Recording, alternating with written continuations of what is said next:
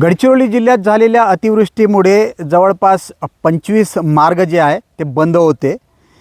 राष्ट्रीय महामार्गासोबत राज्यमार्ग देखील बंद होते। आज 2 ऑगस्ट आहे। आजच्या दिवशी गडचिरोली जिल्ह्यातील फक्त एकमेव राज्यमार्ग बंद आहे।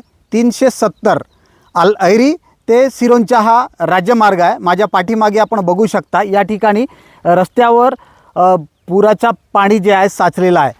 विशेष म्हणजे ऐरी देवलमरी ते रेगुंटा हा परिसर आहे। या ठिकाणी जवळपास 3 ठिकाणी अशीच परिस्थिती आहे। दरवर्षी हा नाला परिपूर्ण भरलेला असतो। लगत असलेल्या प्राणिता नदीचा पाणी या ठिकाणी दाब मारत असल्याने ही परिस्थिती निर्माण होते। विशेष म्हणजे सिरोंचा तालुक्यातील रेगुंटा, परसेवाडा, मोयाबीनपेटा या परिसरातील नागरिक ऐरी तालुका मुख्यालय येत असतात। त्यासोबतच लंकाचेनपर्यंत ऐरी तालुक्याची हद आहे। या भागातील जवळपास 35 ते 40 गावातील नागरिक ऐरी तालुका मुख्यालय येण्यासाठी त्यांना अनेक अडचणींना सामोरे जावे लागत आहे।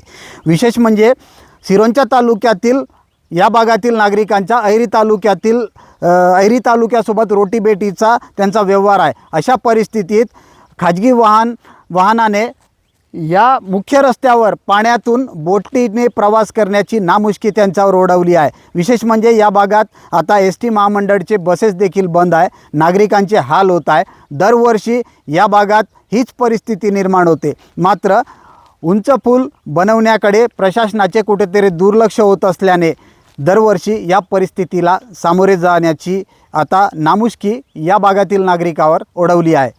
महेश गुंडेटीवार, LS मराठी, मधुमतुरा, गडचिरोली।